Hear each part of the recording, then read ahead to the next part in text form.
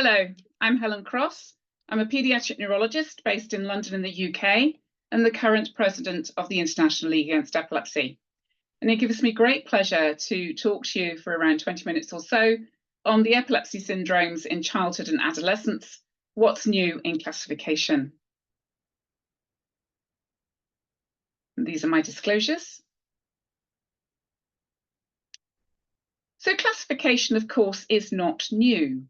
It was in 1964 that the International League Against Epilepsy first put forward, with a lead author of Gusto, a proposed international classification of seizures.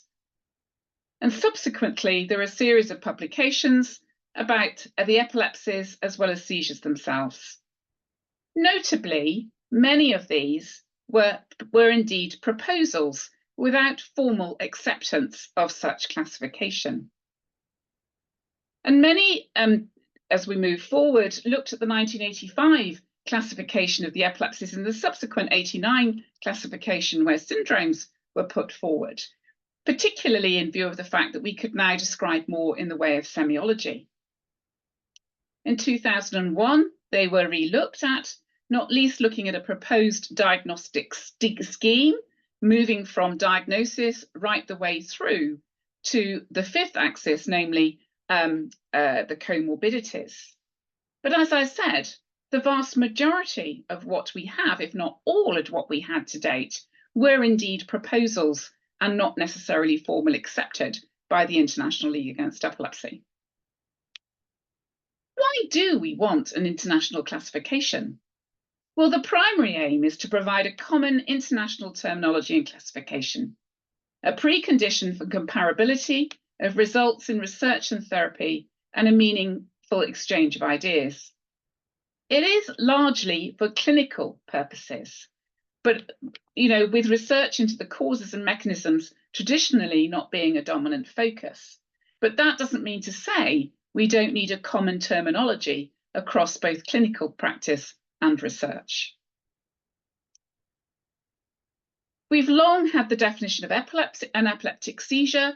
We moved towards an operational definition of epilepsy in 2014. Not only at least 2 unprovoked seizures more than 24 hours apart, but also we could make a diagnosis, predominantly making this diagnosis for the predominant reason for decisions on treatment, if there was 1 unprovoked seizure and a probability of a further seizure similar to a general recurrence risk, that of at least 60% after 2 unprovoked seizures occurring over the next 10 years. And of course, we could make a diagnosis of epilepsy where we were secure there was an epilepsy syndrome. This didn't mean to say we had to make a diagnosis. As I said, this was mainly made for the basis of decision-making with regard to treatment. However, recognizing that it wasn't really a true classification up to this point, in 2010, there was a report by the Commission for Classification to look at revised terminology and concepts, particularly with all the advances we had in neuroimaging and increasingly perhaps in genomic medicine, and looking at what we then described as an organization of seizures and epilepsy rather than a formal classification, as it wasn't a true biological classification. The concept of the syndrome, however, remained. A group of clinical entities that were reliably identified by a cluster of electroclinical characteristics. Patients whose epilepsy did not fit into the criteria for a specific syndrome could be described with respect to a variety of clinically relevant factors, to avoid putting individuals into a box of a syndrome where it wasn't really true, and to make the availability of making new diagnoses where possible.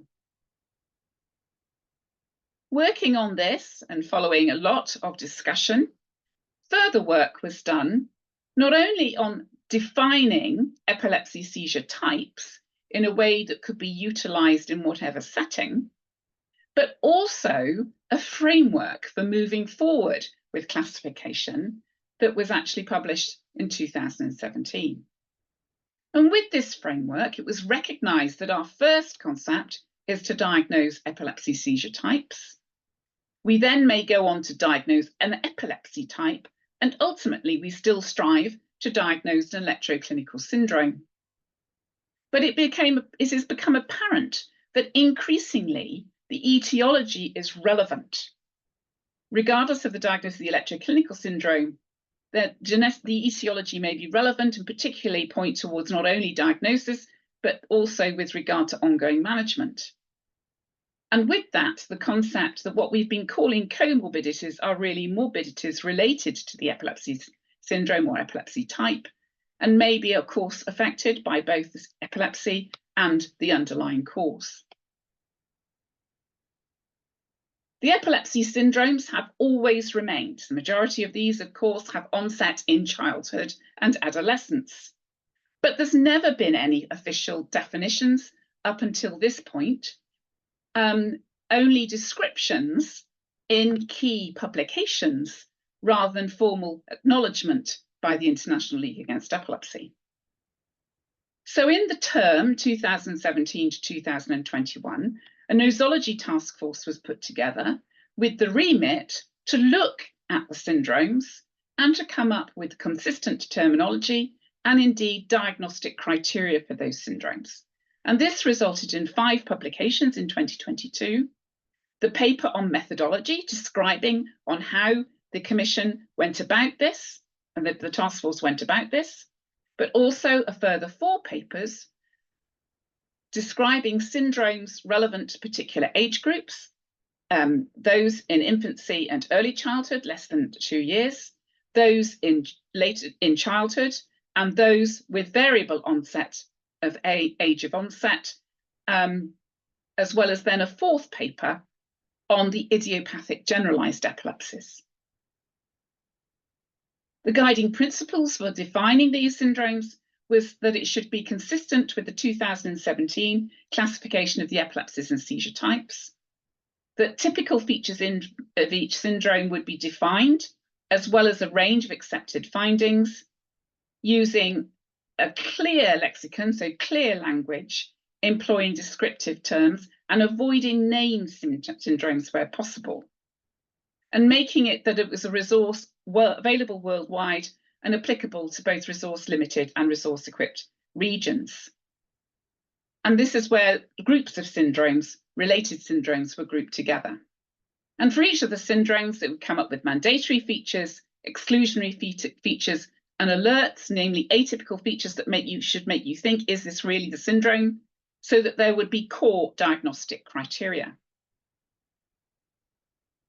First of all, a literature review was undertaken from key texts, but then also a modified Delphi process was thereafter applied, involving experts, both paediatric and epilepsy experts, to come to consistent consensus. And these experts were from all regions, ensuring no more than 1 panelist from each centre. In total, there were 54 that contributed to the ultimate Delphi process. New concepts were defined. So, for example, in older terminology, we talked about benign syndromes. And we felt that this wasn't necessarily the case because, of course, the seizures themselves weren't necessarily benign. So now we could talk about self-limited epilepsies, many of which, of course, are pharmacoresponsive. Self-limiting referring to the likely spontaneous resolution of a syndrome over time, and pharmacoresponsive, meaning that the epilepsy syndrome will likely to be controlled with appropriate anti-seizure medication. Epileptic encephalopathies, this term was actually re-evaluated, but also kept in view of the fact it was originally put forward in 2010 that this was a concept that could actually be applied to any type of epilepsy, and that where epileptic activity itself contributed to severe cognitive and behavioural impairments above and beyond what might be expected from the underlying pathology alone. But in the 2017 paper, it was put forward that we know that not all the cognitive and behavioural defects of the early onset epilepsies are related to the epileptic activity alone. And where both delayed development and frequent epileptiform abnormalities the term developmental and epileptic encephalopathy is used. And this was redefined in the 2022 infancy paper. The term developmental and epileptic encephalopathies refers to disorders where there is a developmental impairment related to both the underlying etiology independent of epileptiform activity and the epileptic encephalopathy. So we can have an epileptic encephalopathy where the seizures and epileptiform activity are having an impact on development. There are those with a developmental and epileptic encephalopathy where it's related to both the underlying cause and the epileptic activity. And then there will be individuals with what we would call a developmental encephalopathy with epilepsy, namely their developmental problems are primarily, if not all, due to their underlying cause, and they have a non-consequential epilepsy on top of that. Another term that was put forward was syndrome in evolution, a term that could be used early in the epilepsy course for syndromes that typically lacked the critical diagnostic features at onset, but that took time to evolve. And this was important because if we identify different precision therapies, it may allow earlier treatment. And for example, Rasmussen syndrome prior to the onset of clear neuroimaging abnormalities. And another concept that has become apparent is etiology-specific syndromes. So we have our electroclinical syndromes, but also there may be etiology-specific syndromes where a single etiology gives rise to a distinctive phenotypic spectrum, whether that be genetic, structural, or immune inflammatory. And such examples in genetic would be monogenic variants such as CDKL5, DEE, or PCDH19 clustering epilepsy, and structural gelastic seizures with hypothalamic hamartoma. And again, with earlier recognition, this may be important as precision therapies become available. Some were described in the nosology papers that have, such as in the infancy paper, KCNQ2, CDKL5, but others are in evolution and are currently being reviewed in the current term of the International League Against Epilepsy. So if we go through the different ages, this is the neonate and infancy syndromes. There's the self-limited epilepsies, developmental and epileptic encephalopathies, and etiology-specific epilepsies, as I highlighted. Childhood epilepsy syndromes include self-limited epilepsies, generalized epilepsies, and developmental and epileptic encephalopathies. And epilepsy syndromes of adult onset and variable age involve focal onset seizures, focal epilepsies. Etiology-specific epilepsies also occur here, combined focal and generalized epilepsies. And what has been difficult is to decide how we define such syndromes as progressive myoclonic epilepsies. We have developmental and epileptic encephalopathies and those with progressive neurological deterioration. And for each syndrome, we have a table with mandatory features, usually how they present with associated EEG abnormalities, exclusionary criteria seen on the far right, and then alerts where if they do occur, then we really have to think, doesn't mean the syndrome isn't present, but we have to think, is this really the diagnosis? And you can see at the bottom, is MRI or EEG required for diagnosis, for example, in resource-poor settings? And this would be syndromes without laboratory confirmation.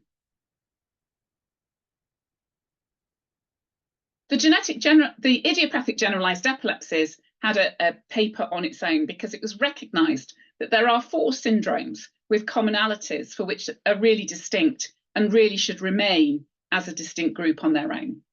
Childhood absence epilepsy, juvenile absence epilepsy, juvenile myoclonic epilepsy, and generalized tonic-clonic seizures alone. They are all consistently have similar generalized spike wave, polyspike wave abnormalities of a similar frequency, an onset between 3 and 25. The syndromes may overlap, they may evolve one into the other, but in general, there's a good prognosis, if not for resolution with the early onset, but ultimately with regard to pharmacoresponsiveness, and they don't evolve into epileptic encephalopathy. These are the most common of the epilepsies, accounting for 23 to 43% of childhood and adolescent onset. They belong to the group that we still call genetic generalized epilepsies, but there are a whole group of other types of epilepsy that fall into this group.